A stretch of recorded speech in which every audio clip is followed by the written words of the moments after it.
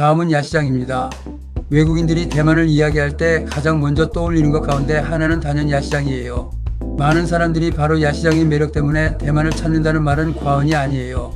먹거리와 볼거리 그리고 다양한 즐길거리가 가득한 야시장은 대만 여행에서 빠질 수 없는 필수 코스죠. 타이베이의 야시장도 타이난과 마찬가지로 절과 사원을 찾는 사람들을 위해 주변에 생겨난 소규모 식당들이 시간이 흐르며 점차 규모를 키워 오늘날과 같은 대규모의 밤 문화 공간으로 발전했다고 합니다. 현재 대만 전역에는 약 300여 개의 야시장이 운영되고 있어 야시장 천국이라는 별칭이 전혀 과장이 아님을 실감하게 돼요. 타이베이를 여행한 이들은 나름의 기준으로 야시장의 순위를 매깁니다. 사람마다 랭킹이 다른 것은 그만큼 규모가 크고 먹거리가 다양하며 즐길거리가 많아 누구나 다른 시선과 경험을 하기 때문이죠. 규모와 특색, 인기도를 기준으로 선정한 타이베이 야시장 10선을 살펴보면 스린, 라오제, 닝샤, 시먼딩, 화시제, 공관, 루아, 통화스타, 다롱제, 와나, 타오, 위안, 차오도, 시먼딩이 꼽혀요. 각각의 야시장은 저마다 개성과 매력을 지니고 있어 타이베이 여행에 또 다른 즐거움을 더해줍니다. 밤 10시 20분경 타이베이 숭산 구에 위치한 라오제 관광야시장을 찾았어요. 약 600m 길이의 직선 골목 폭은 10m도 채 되지 않는 길, 양편에 다양한 먹거리 노점이 빼곡히 늘어선 곳입니다. 길이 단순해 길을 잃을 염려가 없고 구경하기에도 편리해 타이베이에서 스린 야시장 다음으로 큰 규모를 자랑하죠. MRT 숭산처장 5번 출구에서 바로 이어져 접근성이 좋아 편리한데 우리는 우버 택시를 이용했어요. 입구 페루 상단에는 관광야시라는 현판이 걸려 있습니다. 이 일대는 과거 지룽어 강변의 폭우로 배가 드나드는 물류 집산지였어요. 자연스레 상업과 무역이 발달했지만 현대에 들어와 쇠퇴하며 경제 사정이 어려워졌죠. 결국 주민들이 위원회를 조직하고 시 정부가 협력해 1987년 평범한 상가 지역을 야시장으로 조성하고 지역의 상권 보호를 위해 타이베이 최초의 관광 야시장으로 지정하여 오늘에 이르고 있습니다. 야시장에 들어서자 시선을 압도한 것은 입구 좌측에 웅장한 사원 숭산 치류궁이었어요. 1753년에 건립된 도교 사원으로 검은 얼굴의 바다의 여신 마주와 여러 신들을 모시고 있습니다.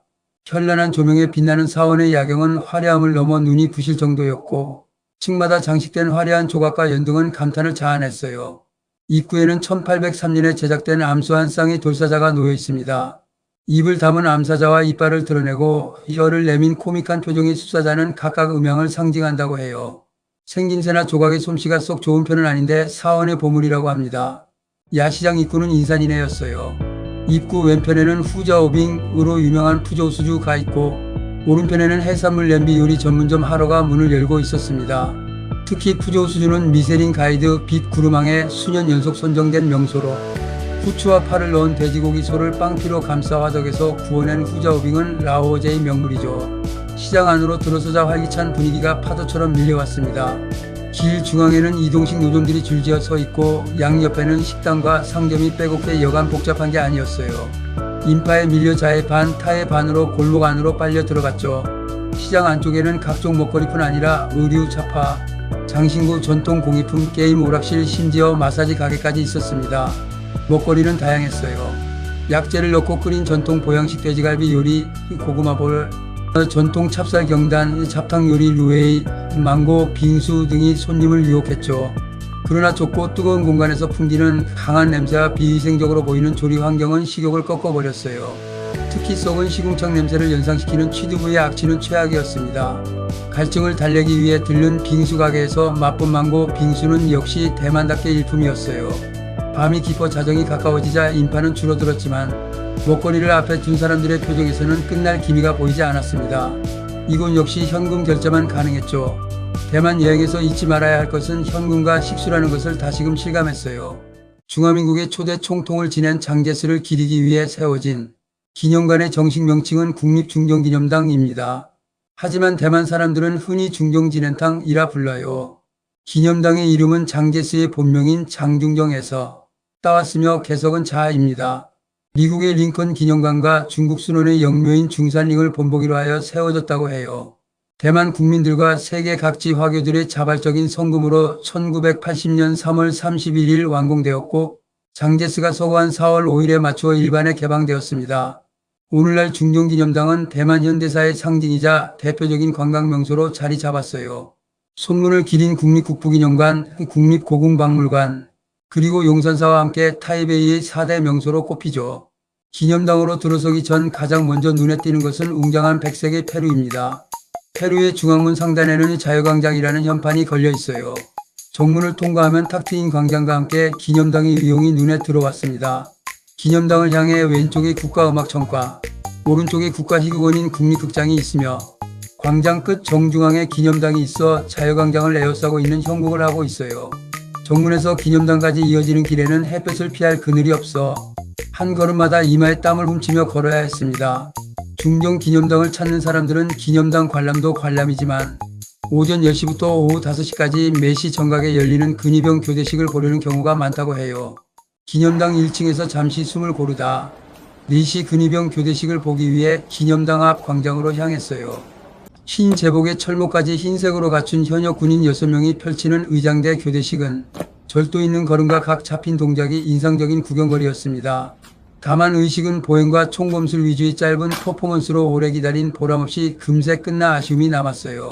기념당 본관은 높이 70m 4층 규모의 웅장한 건물입니다. 본관으로 오르는 계단은 모두 89개인데 이는 장제스가 89세를 일기로 생을 마감한 것을 상징한다고 해요. 건물 외벽의 흰색과 지붕의 파란색은 대만 국기인 청천백일기의 색상을 상징하며 건물의 방향은 중국 대륙이 위치한 서북 쪽을 향하고 있습니다. 장제스가 끝내 품었던 대륙 수복의 염원을 드러내는 상징적 배치라고 하더라고요. 기념당 내부는 장제스의 생애와 통치 이념, 업적을 전시한 공간이지만 많은 관광객들은 4층 중앙홀의 장개석 좌상을 배경으로 인증사진을 남기거나 근위병 교대식에 더 큰 관심을 보였어요. 홀 중앙에는 근엄한 표정의 장개석 좌상이 자리하고 뒤편에는 그의 정치적 스승이자 롤 모델이었던 손문희 중화민국의 정치 강령으로 주창한 정치 이념이었던 삼민주의인 민족주의의 윤리, 민권주의의 민주, 민생주의의 과학의 세 단어가 새겨져 있어 장개석이 추구했던 정치 이념을 가능케 했습니다.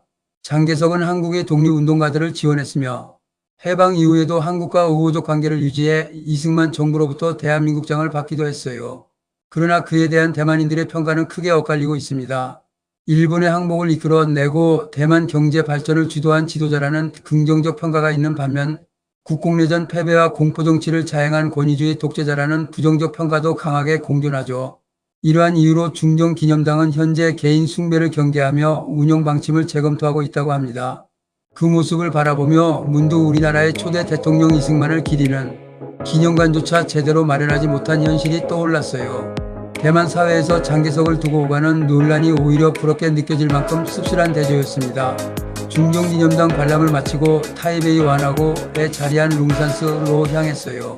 이곳은 1738년 청나라 시절 푸젠성 출신 이주민들이 세운 사찰로 대만에서 가장 오래되고 아름다운 사찰 가운데 하나로 꼽힙니다. 전쟁과 지진으로 여러 차례 파괴와 소실을 겪었으나 1957년에 재건되었고 현재는 국가 지정 2급 유적지로 보호받고 있어요. 완화는 원주민 언어로는 멍자, 대만어로는 방카로 발음한다고 합니다. 이곳 사찰 역시 중국과 마찬가지로 불교, 도교, 유교, 민간 신앙을 두루 포용하고 있죠. 종교에 대한 포용성과 관용은 중국인들의 문화적 특징이며 대만도 예외가 아니었어요. 사찰에 들어서자 화려하고 장엄한 외관이 눈길을 압도했습니다. 기둥과 벽, 천장에 새겨진 섬세한 조각은 절묘함의 극치였고 지붕 위를 가득 메운 용, 봉황, 기린 등 길상의 상징물은 현란할 정도로 화려했어요. 입구인 용문을 지나면 정면에 삼천전이 나타났습니다. 구리로 정교하게 조각된 용, 기둥은 이곳의 상징적 건축물이죠. 전설 속의 용은 중국인의 민족적 정체성을 드러내는 존재입니다. 중국인들은 스스로 자신들은 용적전인, 즉 용의 후예라고 부르며 자부심을 드러내요. 삼천전을 지나면 향로가 놓인 본전 정전에 이릅니다. 향로 앞에는 곡물을 가득 차려놓고 예불을 올리는 신도들이 끊이지 않았어요. 본전 중앙에는 관세음보살이 모셔져 있으며 좌우로는 문수보살과 보현보살이 있으며 뒤편에는 바다의 여신 마조와 전쟁과 재물의 신인 관성제군 관우가 자리하고 있습니다. 주된 예불 대상은 관세음보살이지만 연애와 혼인을 주관하는 전설의 신원로신군, 명의로 알려진 화타, 선사 등 도교와 민간 신앙의 다양한 신들도 함께 모셔져 있죠. 백성을 돕는다, 자원보조, 은혜가 널리 퍼져온 누리를 비춘다라는 글귀가 걸려있어 사찰의 정신을 잘 보여줍니다. 본전 뒤로는 후전이 이어져 마조를 모신 천상성 모전가, 도교의 신 원로신을 모신 원로청으로 연결돼요. 흥미롭게도 이곳에서는 우리나라의 중매쟁이 노파가 아니라 중매를 주관하는 노인이 바로 신격화되어 있었습니다. 오늘은 여기까지이고 다음에는 타이베이 3가 이어집니다. 짜이찌엔.